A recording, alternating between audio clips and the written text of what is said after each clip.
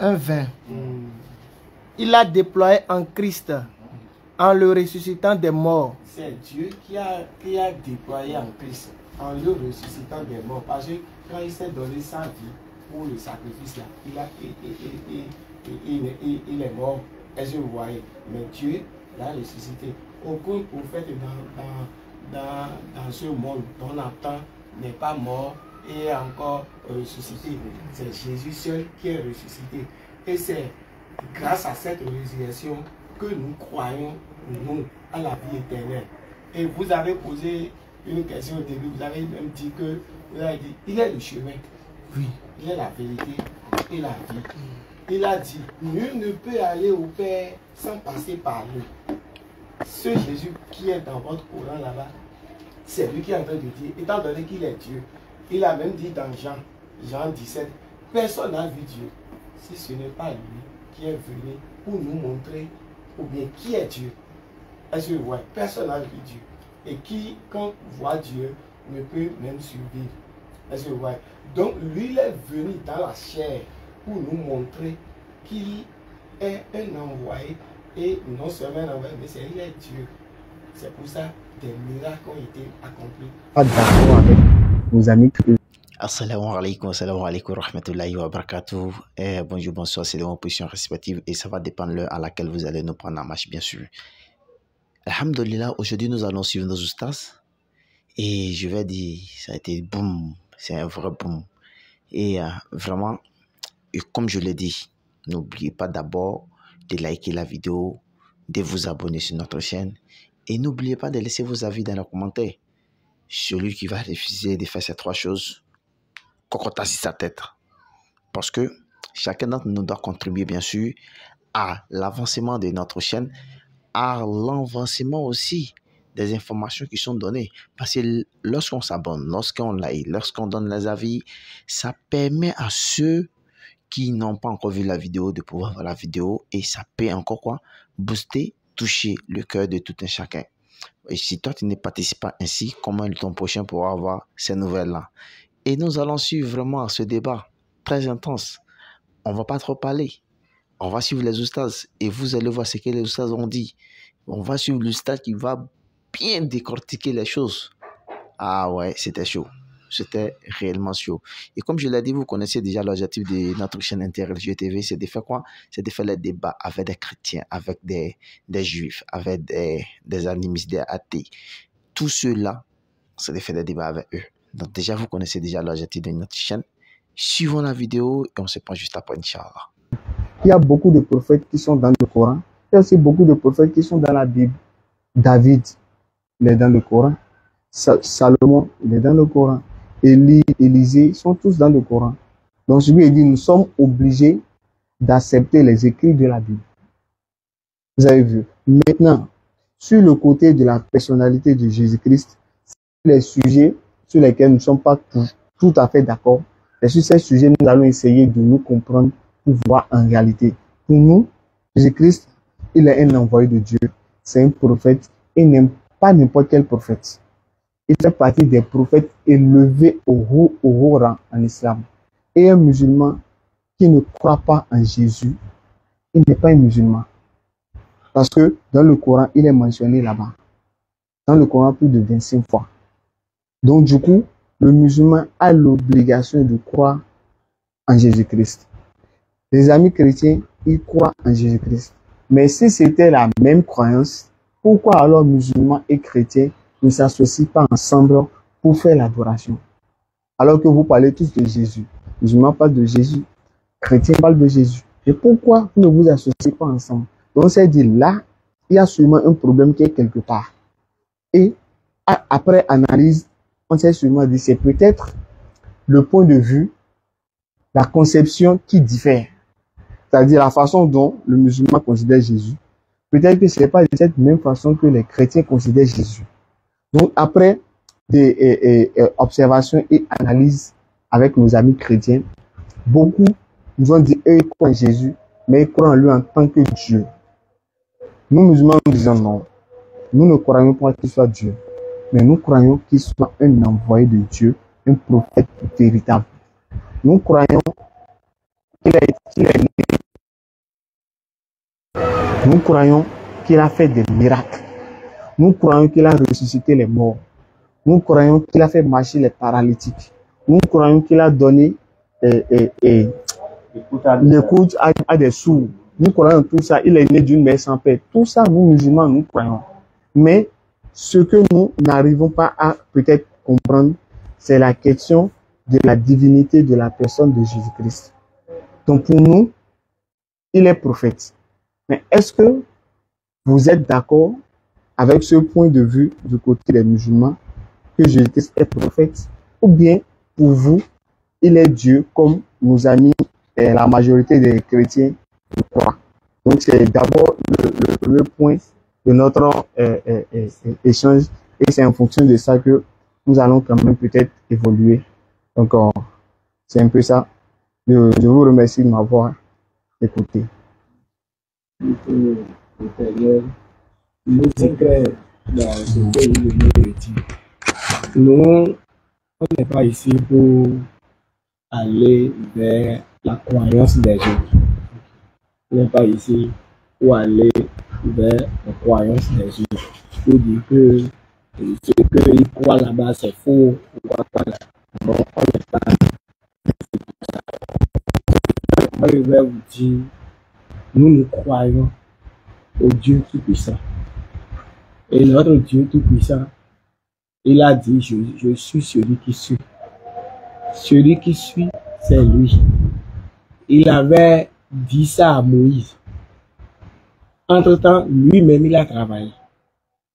Il a travaillé, il a fait des œuvres, des actions à travers Moïse. Il les a pris de l'esclavage de l'Égypte vers la terre sainte Canaan. Maintenant, c'est un travail qu'il a fait. Dieu a voulu quelque chose de la part des hommes. Étant donné que ceux qu'il a libérés, ceux qu'il a délivrés de la main du puissant Pharaon, ceux-là ont continué toujours à mener une vie qui n'est pas légale à ce que Dieu même voudrait. Donc, leur vie, c'est devenu encore n'importe quoi. Là, Dieu est obligé de procéder autrement. C'est dans cette option que maintenant Dieu, Jésus qui est venu, n'est pas un prophète, c'est un Dieu. Donc, lui, déjà, Somme 7, 8, 20. Voilà, Somme 7, 8. En français, Somme 7, verset 8.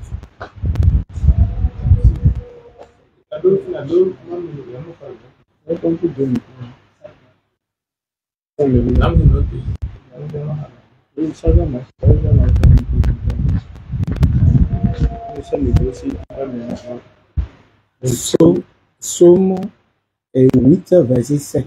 Somme 8, verset 7.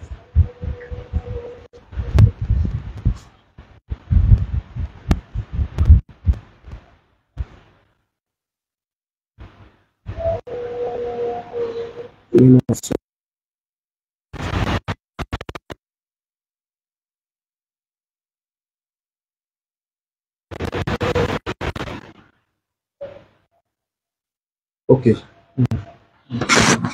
Tu lui as donné la domination sur les œuvres de tes mains. Tu as tout mis sous ses pieds. Verset 8. Les brebis comme les bœufs. Donc, il parle de Jésus là. Il parle de Jésus. Et ça là, il nous renvoie dans le Éphésiens 1, verset 21, verset 22. On parle déjà de Jésus. Dieu a mis tout dans ses mains. On a mis tout dans ses pieds.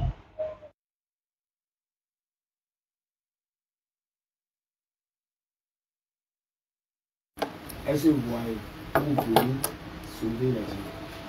Jésus le nom là, c'est donné.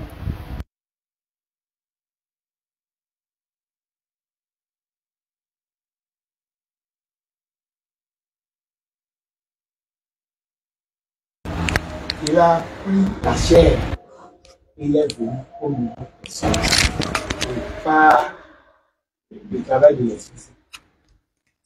Et que chaleurement, c'est la vieille Marie qui l'a enfanté. Mais c'est un Dieu. Je ne sais pas si je peux dire. C'est un Dieu. Est-ce que vous voyez? Donc c'est un Dieu. C'est pourquoi nous, les chrétiens, on a tellement mis notre croyance en lui. Parce qu'aujourd'hui, il a été dit, Dieu lui a donné toutes les puissances. Pour que, il faut voir.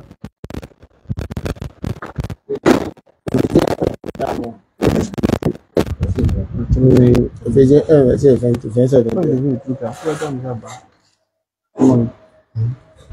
J'ai dit qu'il avait donné seulement 8, verset 7. Éphésiens 1.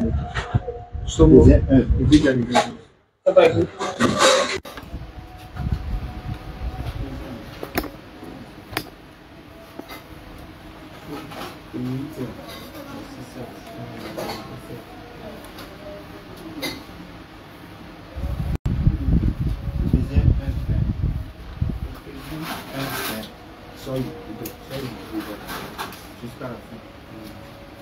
Je vais lire l'Éphésiens. Il a déployé en Christ, en le ressuscitant des morts et en le faisant asseoir à sa droite dans les lieux célestes. Donc c'est Dieu l'a mis à sa droite. Ça veut dire que d'abord, avant que ça ne soit comme ça, il a déjà fait un travail puissant.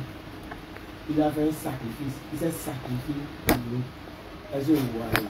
Et c'est à travers ce sacrifice que on se dit aujourd'hui que nous sommes chrétiens.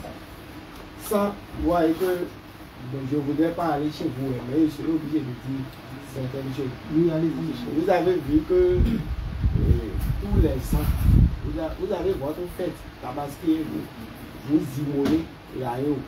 C'est à cause de quelque chose. Mais l'agneau là que vous immolez, c'est Christ aujourd'hui, qui est l'agneau que nous, qui a été immolé à la place de la bête. Pour nous les chrétiens.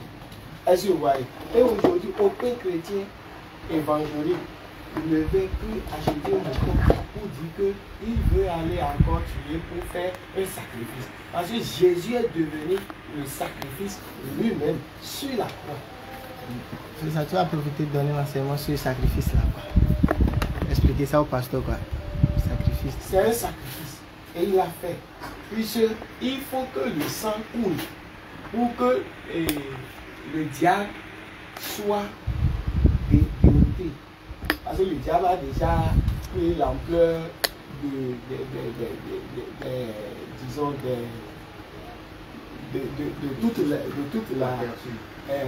toute la communauté, et c'est lui qui gère tout ce qui est ici. Est-ce que vous voyez? Maintenant, pour dominer le travail du diable, on a envoyé Jésus-Christ. Est-ce que vous voyez? Quand Christ est venu maintenant, c'est pour que lui fasse ce sacrifice.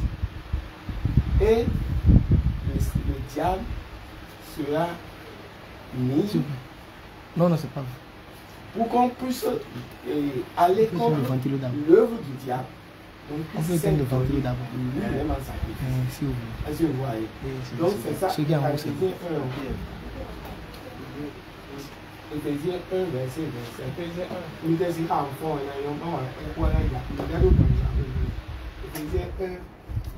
je peux vous aider. Oui.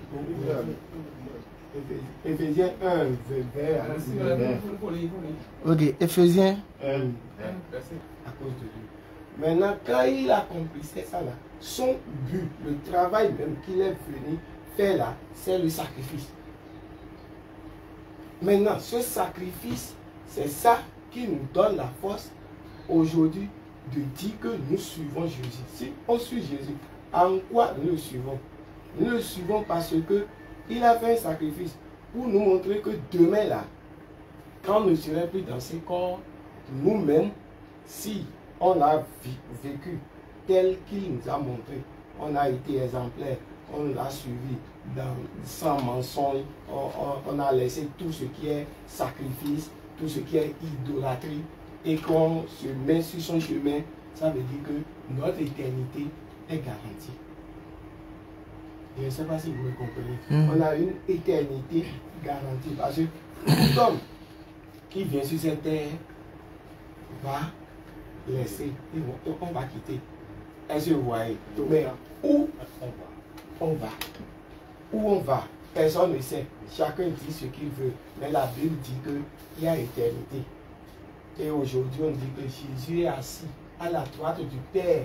Et il est là pour que ceux qui ont donné, parce qu'il est venu à dire, et il est venu pour, disons quoi là, pour sauver, gagner des âmes.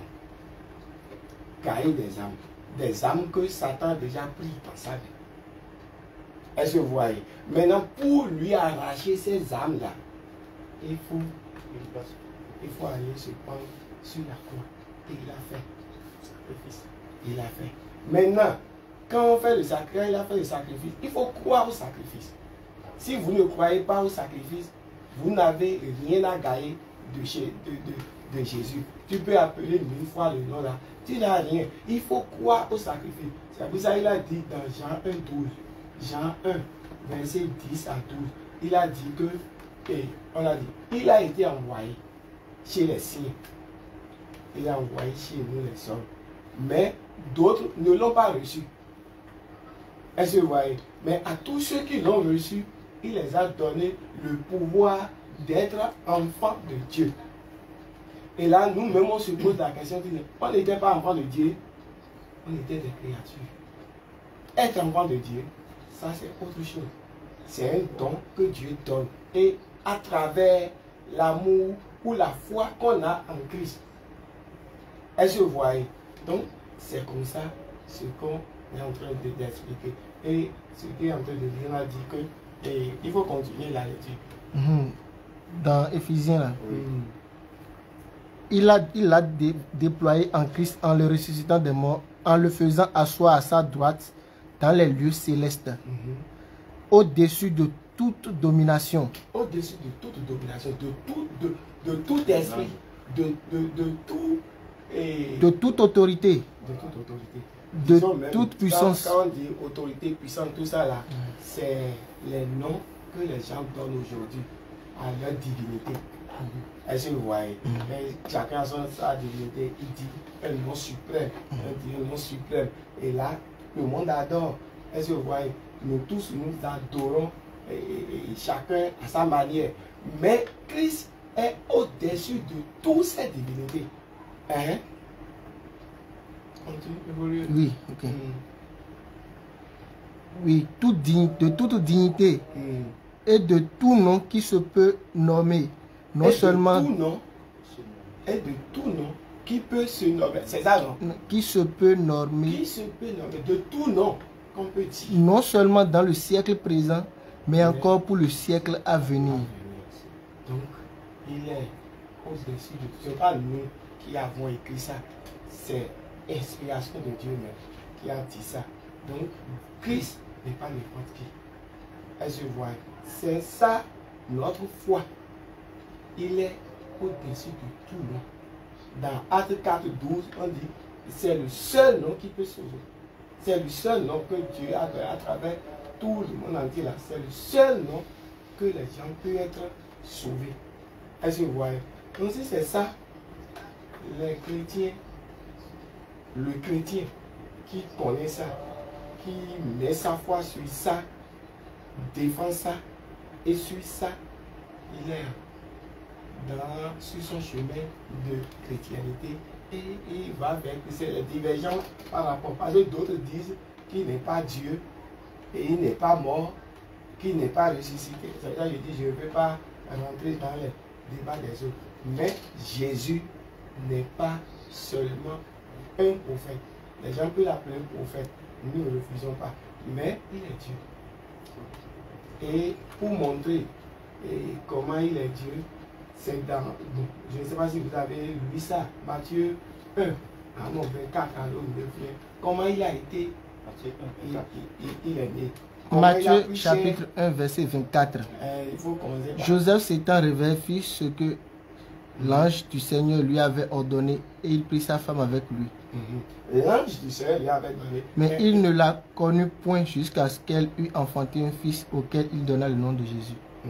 Vous voyez, ça veut dire que Dieu a choisi la Vierge Marie pour son incarnation. Est-ce que vous voyez? Maintenant, la fille a déjà un ami, mais ils ne se sont pas connus. Mais quand la fille dit que je suis enceinte, l'autre a eu peur, il veut même quitter, la laisser. Et Dieu est venu enceinte pour dire non, il ne faut pas faire ça, il faut la garder telle comme ça. Mais elle est enceinte et elle aura un enfant. Et cet enfant, c'est Jésus. Ils ont dit encore, Jésus, voilà, il faut commencer à prier un peu. Oui, auquel il donna le nom de Jésus. C'est fini à 25, Matthieu 1. Il faut le verset, il va voir. Oui, c'est 25 à qui, mais il ne l'a point connu jusqu'à... C'est fini le 25. Oui, Matthieu 1, là, ça sera fini. C'est 25, c'est... Bon, vous voulez venir, ou bien... Allez vers 20. Elle enfantera un fils et tu lui donneras le nom de Jésus. C'est lui qui sauvera son peuple de ses péchés. Oui. Il enfantera un enfant qu'on appellera Jésus. Et c'est lui qui sauvera son peuple de ses péchés. Comment il va sauver le peuple? C'est le sacrifice qu'il fera après. Parce que là, il est en train d'être né. Je ne sais pas si vous comprenez. Et en allant un peu, mais on a dit, et si même vous allez vers 21, on a dit Emmanuel. Aujourd'hui, là, Dieu ne reste plus dans...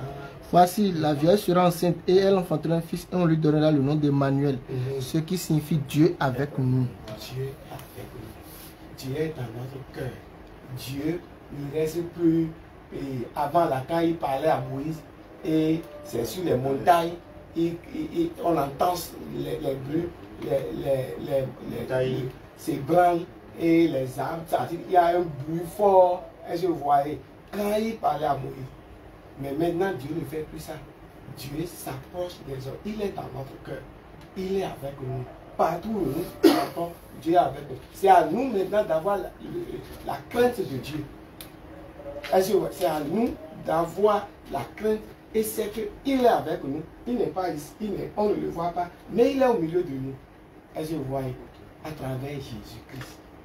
Et ce n'est pas fini. Quand Jésus a fait son travail sur la croix, il a promis aux gens qu'aujourd'hui, qu'il nous enverra l'Esprit Saint.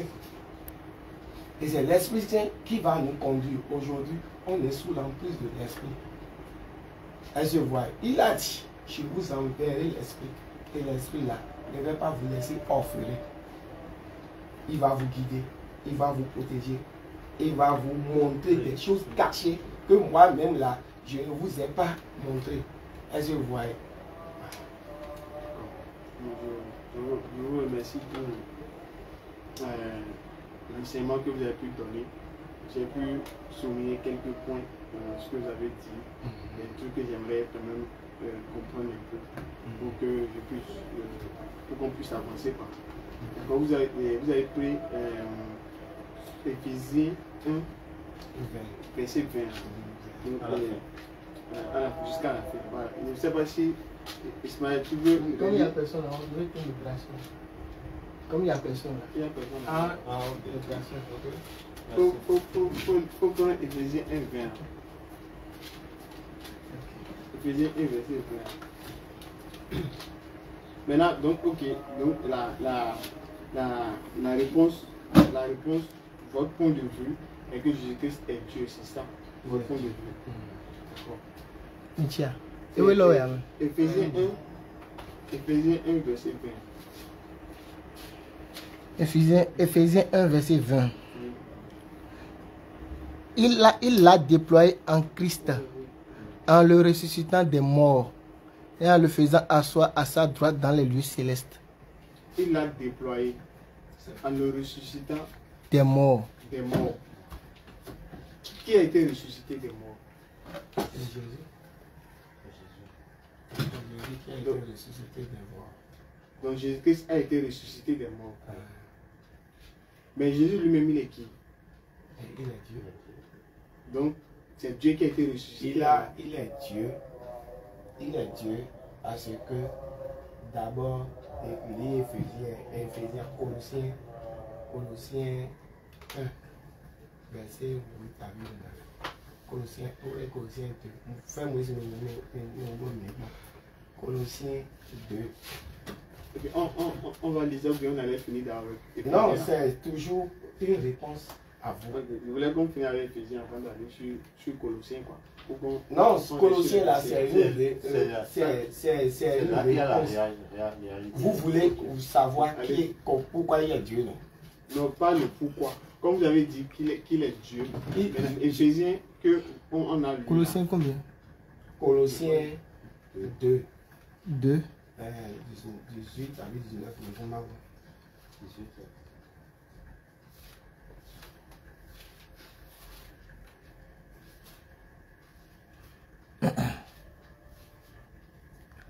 Colossiens 2, 18. Qu'aucun homme, sous une apparence d'humilité et par un culte des anges, ne vous ravisse à son gré le prix de la course, tandis qu'il s'abandonne à ses visions et qu'il est enflé d'un vain orgueil par ses pensées charnelles. C'est ça? 2, 18 le miranier. Oh, oui, 18. 18. Mesdames et mamans, 2, 19, maman. Il est l'image de Dieu invisible, le premier-né de toute la... C'est 1,15. C'est 19. Non, 1,15. Colossiens 1,15. Colossiens 1,15. 1,15. C'est déjà bon, mais ce que 15, il faut relire. Il est l'image du Dieu invisible. Il est l'image. Ça dit beaucoup de versets l'ont attesté. Il est l'image de Dieu invisible. On ne voit pas Dieu. Mais lui, au moins, il est venu sur cette terre et il dit, personne n'a vu Dieu. Qui me voit a vu Dieu. Donc, il est Dieu. Est-ce que vous voyez? D'abord, dans Jean 3, 17, il y a le Père. J'ai fini le travail que tu m'as envoyé faire sur cette terre. Est-ce que vous voyez? Je ne refuse pas ce que vous dites, d'accord? Vous avez dit qu'il est Dieu selon votre croyance. Je n'ai pas dit non. Mais jusque le verset que vous avez donné, je voulais juste comprendre juste un peu le verset. D'accord? Éphésiens 1, verset 20. On dit que Jésus-Christ est ressuscité là. On est d'accord? Donc si pour vous, il est Dieu, est-ce que je dois comprendre que c'est Dieu qui est ressuscité, c'est ça? Vous allez comprendre que c'est Dieu qui est ressuscité. Oui, parce que vous avez dit que pour vous, Jésus-Christ est Dieu. D'accord? Dans le verset, ils ont dit Jésus-Christ est ressuscité. N'est-ce pas? Éphésiens 1, verset 21, que vous avez donné là. Ils ont dit Jésus-Christ, il a. Dieu l'a fait ressusciter. Dieu l'a fait ressusciter. C'est Dieu qui l'a fait ressusciter. Donc celui qui a été ressuscité là, c'est Jésus. C'est Jésus. Qui est Dieu. D'accord? Donc Dieu est ressuscité alors. Oui, Dieu est ressuscité. Ok. Donc je lui ai dit, Dieu est déjà mort et Dieu est ressuscité. Donc je lui ai dit, Dieu peut mourir alors. Ou le Dieu qui est mort n'est pas le Dieu qu'on le invisible. Il faut comprendre les choses. Attends, le Dieu qui est mort, c'est le Dieu qui a pris la chair, qui est venu sur cette... qui a pris la chair là. Est-ce que vous voyez? Dieu qui a pris la chair là pour se faire immoler à la place de l'agneau qu'on tue. C'est lui qui est ressuscité. Il est mort pour montrer à tout qu'il est mort. Mais après sa mort, le troisième jour, il a déjà promis qu'il va ressusciter. Et il est ressuscité avec le puissant Dieu qui est invisible. D'accord, je viens. Je veux savoir. Dieu là, il est unique. Ou bien? Oui. Il y a un seul Dieu. Oui, c'est un seul Dieu. Mais Dieu, on le connaît à travers le Père, le Fils et le Saint-Esprit. D'accord. Le seul Dieu là, le seul Dieu unique là, c'est lui Jésus, n'est-ce pas? Le seul Dieu, le Créateur, Oui. c'est l'Éternel. Il dit, je suis celui qui suis. Ok. C'est lui le Dieu suprême. Ok, donc. Et c'est ça que je suis en train de vous montrer dans Oui, le Colossiens, dans les autres versets, que Dieu, ce qu'il est là, il a mis ça en Jésus-Christ. D'accord, je viens. Le Dieu suprême là, Mhm. le créateur des cieux et de la terre, Mhm. c'est l'Éternel. C'est pas Jésus. C'est pas Jésus, c'est l'Éternel. Donc celui qui a créé les cieux et la terre là, c'est pas Jésus. C'est pas Jésus, c'est Dieu qui a créé les cieux et la terre. Donc- Mais donc- Jésus nous a montré que, avant que tout ne soit fait, qu'il est. Oui, je suis d'accord avec ça. Moi, ce que je veux comprendre clair pour qu'on avance là, le seul Dieu, unique Dieu, créateur de toutes choses là, c'est Jésus, mais c'est pas Jésus. Je dis, hein, le seul Dieu, le seul unique là, l'unique Dieu là, C'est l'Éternel. Il ne s'était pas révélé en Jésus quand il était éternel. non, je parle pas du nom. Je parle de le créateur là. Oui, c'est Le- Dieu, C'est pas Jésus. c'est l'éternel. C'est pas Jésus. Oui. D'accord, donc si on comprend bien, le créateur de toutes choses là, c'est l'Éternel. On est d'accord. Donc celui qui a créé tout, c'est l'Éternel, c'est pas Jésus. On est d'accord. Ok. Maintenant, si c'est l'Éternel qui a tout créé, d'accord, alors l'unique Dieu véritable là, c'est l'Éternel alors. On est d'accord. Donc celui qu'on doit adorer là, c'est l'Éternel, n'est-ce pas? On est d'accord. Maintenant, cet Éternel qui est unique là, est-ce qu'en dehors de lui, il peut avoir encore autre Dieu à part de l'unique Dieu, l'Éternel là? Ok, je comprends ta question. Maintenant, s'il te plaît, lis-moi Colossiens là. Colossiens 1, 9. Colossiens 1, 9. D'accord. Et là, ça répond à ta question. Est-ce que vous voyez? Colossiens 1, 9. Et maintenant, 2, C'est- 9. C'est l'autre verset énuméré là, non? C'est sur ça que tu as posé la question. Que je lise d'abord. Le verset. La question, non. Colossiens C'est que 1, je 9. dis, Colossiens 1, 9. Oui, on avait. La question qu'il a posée là, on avait énuméré sur la base d'un verset là. C'est sur. Je viens. Attends, je vais voir sur. Colossiens 1, 9. Oui, c'est sur Ésaïe 9, verset 5 là, non?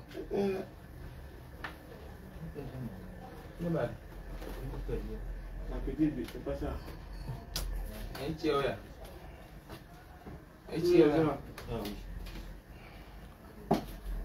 Ok, je lis selon Ésaïe 46, verset 9.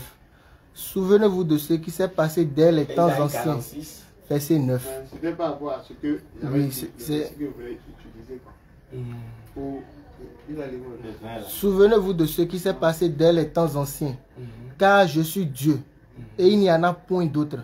Je suis Dieu, et nul n'est semblable à moi. Oui, c'est ce que je Tu disais. parles d'Isaïe, non? C'est un livre de prophétie. C'est un livre de prophétie. Maintenant, Dieu, là, est en train de dire au peuple d'Israël et de Juda, d'entre-temps, de se conformer à ces statuts que d'aller vers les faux dieux. Il y en C'est a pour pas ça. d'autres. Et voilà, c'est pour ça qu'il est en train de leur montrer sa dignité, ce qu'il est. Parce qu'en ce temps, Jésus n'était pas né. Et en ce temps, c'est Dieu même qui travaillait. Donc, il a dit qu'il y a le Dieu, le Père, le Fils et le Saint-Esprit. Donc c'est Dieu même qui œuvrait. C'est Dieu même qui prenait le devant de tout ce que faisait le peuple d'Israël à travers des prophètes. D'accord, excusez-moi. D'accord. Et vous avez dit, en ce temps, Jésus n'était pas encore né. Ah, dans la chair. Dans la chair. Dans la chair. Il n'était pas né. Dans la chair. Mais quand on Mais est, il était invisible. quand on est, c'est dans la chair, forcément, on va naître. C'est ça, dans la chair. C'est D'accord. pour ça que j'ai dit dans la chair. Maintenant, s'il n'était pas encore né, Mhm. alors que dans le verset, l'Éternel Dieu dit, je suis Dieu, Mhm. il n'y en a point d'autre. C'est-à-dire qu'à part le Dieu qui parlait, c'était qui? Je comprends. C'était ce le que Père. tu dis, c'est le Père. Donc, Il n'y a- si il Dieu n'en a- a pas, il n'en a jamais d'autre donc ce que qui dit lui. ce qui dit que le Père, à part le Père, il n'y a plus un autre Dieu. Je lui ai dit que sur la base de ce qu'il a dit là, à part le Père, il n'y a pas un autre Dieu en dehors de lui. Je sais ce que tu dis, je comprends. Maintenant, lis Colossiens. Parce que Colossiens 1:9, non? la Bible ou bien J'ai bien compris. Et c'est ça, je vous explique que c'est le Dieu même qui parlait. Parce qu'il a commencé avant que Jésus-Christ ne vienne, ou bien avant que les prophètes ne viennent. Dieu même a commencé son travail quelque part. Et quand il travaillait au jardin d'Éden même, au jardin d'Éden, il montrait ce qu'il est. Il montrait ce qu'il est, son nom, sa puissance, il le disait. Je suis d'accord. Voilà. Mais quand les prophètes ont commencé par venir, c'est des envoyés. C'est des envoyés. Mais parmi tous les prophètes, aucun n'a été envoyé, immolé ou bien comme Christ. Donc Jésus est un envoyé alors. Il est un envoyé, mais Dieu. Il faut lire. Il faut lire. Il faut lire Colossiens 1:9. Colossiens 1, verset 9. C'est pour cela que nous aussi, depuis le jour où nous en avons été informés. Je n'ai pas dit 9, 1,19. Ah, excusez. 1,19. Ok, excusez. Je lis la lecture. Car Dieu a voulu que toute plénitude habitât en lui. Vous avez compris, hein? Okay, donc, car Dieu a voulu que toute plénitude habitât en lui. Donc, à comprendre ce verset, c'est que Jésus-Christ est lui-même Dieu. Mais c'est Dieu qui a donné ce qu'il est là. Et il faut lire encore 2,19. Le verset là, Colossiens 2,19. Ce que Dieu est là. Sans s'attacher au chef. 2,19. Dont tout le corps assisté et solidement assemblé par des jointures et des liens tire l'accroissement que Dieu donne. C'est pas ça. Bon. Colossiens 2,19. 2,9. Ouais, 2,9. Verset 2,9. Car en lui habite corporellement toute la plénitude de la divinité. D'accord. Donc, car en lui habite corporellement toute la plénitude de la divinité. Donc c'est lui. Et avant même qu'on en arrive là encore, il faut lire Jean 1, à partir du premier verset. Oui, Jean 1. Après, non, c'est les versets qui peuvent nous. Oui, mais. Voilà. Sinon, si on s'y suscite là. Avant que vous. Jean 1, verset 1. Abia Momoura. Oui, Jean 1. Je suis à la page. Au commencement était la parole. Et la parole était avec Dieu. Et la parole était Dieu. Elle était au commencement avec Dieu. Toutes choses ont été faites par elle. Et rien de ce qui a été fait n'a été fait sans elle. Continue. Et en elle était la vie. Et la vie était la lumière des hommes. La lumière, lui, dans les ténèbres. Et les ténèbres ne l'ont point reçu. Continue. Il y eut un homme envoyé de Dieu. Son nom était Jean. Jean, lui, il est venu pour faire et pour planifier le chemin de Christ. Il faut continuer un peu. Te sauter un peu. Non, continue. Ok. Il le vint pour servir de témoin, pour rendre témoignage à la lumière, afin que tous crussent en lui. Il n'était pas la lumière, mais il parut pour rendre témoignage à la lumière. Cette lumière était la véritable lumière, qui en venant dans le monde éclaire tout le monde. Elle était dans le monde, et le monde a été fait par elle. Et le monde ne l'a point connue. Elle est venue chez les siens, et les siens ne l'ont point reçue. Mais à tous ceux qui l'ont reçue, à ceux qui croient en son nom, elle a donné le pouvoir de devenir enfants de Dieu. Lesquels sont nés, non du sang, ni de la volonté de la chair, ni de la volonté de l'homme, mais de Dieu. Et la parole a été faite chair, et elle habita parmi nous. La parole qui est Dieu là. Dieu qui a dit, j'ai créé les cieux, j'ai fait la lumière, j'ai fait ci, j'ai fait le jour, j'ai fait la mer, j'ai fait le jour. C'est lui qui est venu en chair. Et c'est ça qu'on est en train de dire. Et la parole a été faite chair. Je continue. Et je veux 18 comme ça là. Ils ont dit quelque chose. 18. Personne n'a jamais vu Dieu. Personne n'a jamais vu Dieu. Vous avez vu? Le Fils unique qui est dans le sein du Père est celui qui l'a fait connaître. C'est ça qui... Tout ce que tu l'as fait connaître. Il faut relire ça là. Vous allez voir votre inspiration. Il l'a fait connaître. Jean 1, jusque même à 18 là. Il faut lire jusqu'à 18. Maintenant, tous les autres versets, ce ne sont que des versets supplémentaires. Des versets accompagnateurs. Et dans tout ce qu'on a dit, avant que vous n'arriviez dans les évangiles, tout ce qui a été dit jusqu'à Malachie et les prophètes, c'est les prophètes, c'est les œuvres même que Dieu a fait. Mais il n'a pas eu satisfaction. Pour avoir satisfaction, il faut que quelqu'un, dans Hébreu 3, Hébreu 1, faut d'abord, pour modérer un peu, il faut qu'il... Il y a soulevé des points. Il y a beaucoup de points, je ne vais pas revenir sur les points là. D'accord, moi je voulais juste voir votre point de vue, connaître votre point de vue sur la question de la personne de Jésus-Christ, avant peut-être d'essayer de poser peut-être certains versets que j'aurais eu à lire, quoi. Donc, après votre développement, j'ai compris que vous êtes d'accord, vous croyez que Jésus-Christ soit Dieu. D'accord. Ce que je demande, Jésus-Christ, il est Dieu là. Est-ce qu'il était Dieu dans le ventre de Marie? Ou bien il n'était pas Dieu dans le ventre de Marie? Ok, ça c'est une question que vous avez posée. Mais que c'est le Saint-Esprit même qui peut vous répondre ça. Que c'est le Saint-Esprit qui peut vous donner la satisfaction, bien la compréhension de ça. Mais en tant qu'homme, la souveraineté de Dieu, nous ne peut pas aller dire contre la souveraineté de Dieu. Je ne sais pas si vous comprenez. Dieu est souverain. Il peut te dire que toi là, ton âme, je prends ça ce soir. Et il prend. Il peut te dire, toi là, il est souverain.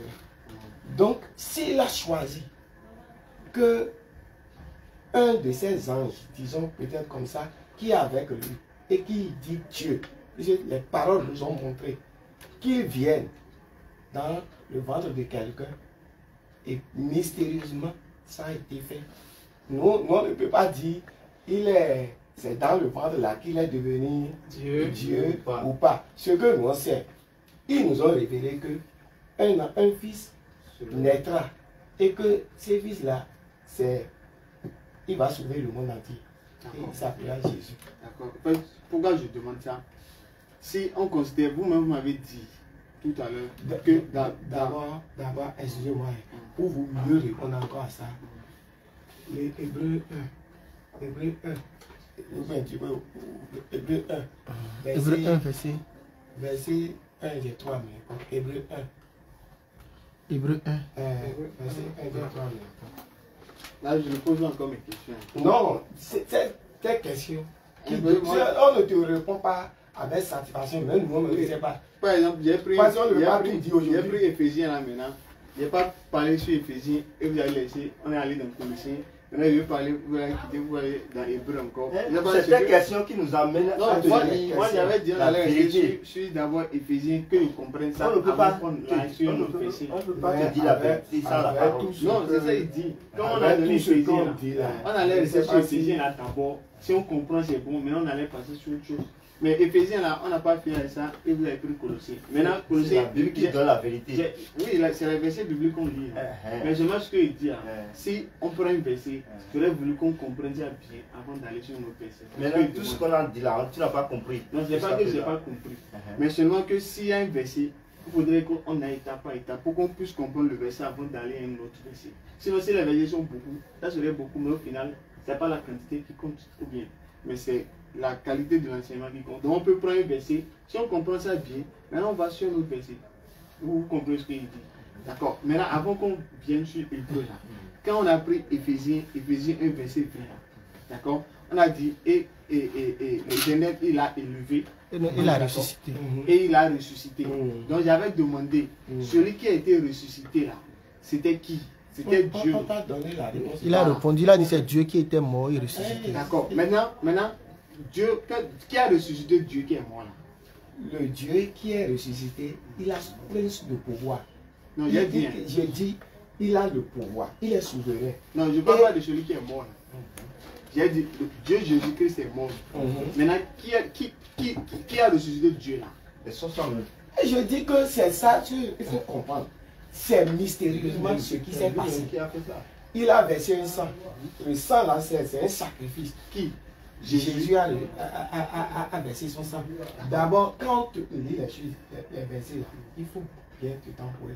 Il ne faut pas dire qu'on va. Non. Si on ne va pas, moi, je ne vais pas te dire la réalité de ce. Non, je veux juste qu'on va rester. Donc, il a ressuscité.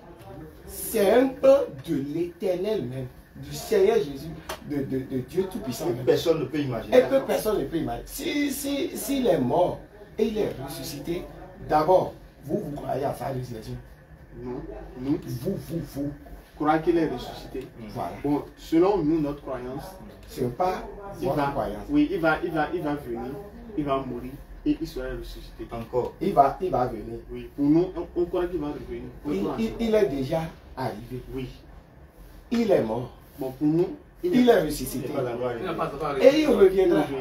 Il reviendra. Oui, on croit en ça. On croit qu'il va revenir. Donc, si déjà vous croyez à ça, comprenez que un mystère, ça peut être fait par le Tout-Puissant. Oui, je n'ai pas refusé. Mais si je dis juste, en fait, j'attends juste que vous me validez ce que je comprends.